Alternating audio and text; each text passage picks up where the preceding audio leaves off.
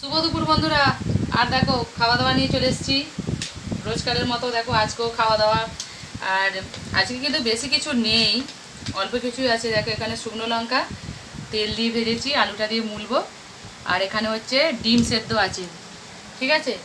এইটা হচ্ছে দাদা ভাই আর আমার ছেলে আসবে, ছেলে যখন আসবে তখন ছেলের জন্য, ছেলে ভাজা খায় ডিম। আর এখানে দেখো কলমি শাক নিয়েছি, ভাজতে একদম একটু অল্প হয়ে গেছে একদম। কলমি শাকের যা দাম, মানে চারিদিকে বৃষ্টিতে ডুবে গেছে। আর এই হচ্ছে পটল ভাজা।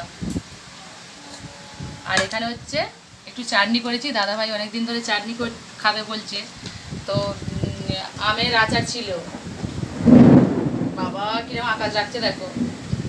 আর এই হচ্ছে দুপুরের আজকে সেরকম বেশি কিছু নেই। দাদাভাইয়ের সেদ্ধ ভাত যদি রোজ দেওয়া হয়, দাদাভাই খুব পছন্দ করে সেদ্ধ ভাত। আর এই তিনটে আছে, দুজনের হয়ে যাবে, ছেলে আসবে ছেলেকে গরম ভেজে দেবো। আর এখানে হচ্ছে দেখো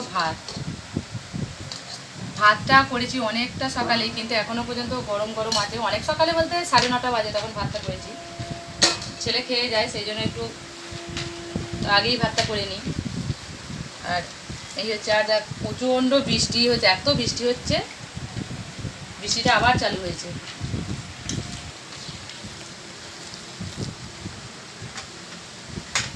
আবার বৃষ্টি আসবে, এত বৃষ্টি হলো। কালকেও প্রচুর বৃষ্টি হয়েছে, আর আজকেও বৃষ্টি। শাকটা নিলাম একদম একটু অল্প হয়ে গেছে একদম। রসুন, শুকনো লঙ্কা আর হচ্ছে কি বলে পেঁয়াজ দিয়ে ভেজেছি, রসুন ফোড়ন দিয়েছি। আর রসুন দিলে বেশ শাক ভাজাটা খেতে ভালো লাগে, কিন্তু রসুনটাকে ভাজতে হবে একটু লাল লাল করে ভেজে, তারপরে শাক দিলে তবে খেতে হবে, নাহলে কাঁচা গন্ধ ছাড়বে রসুনের।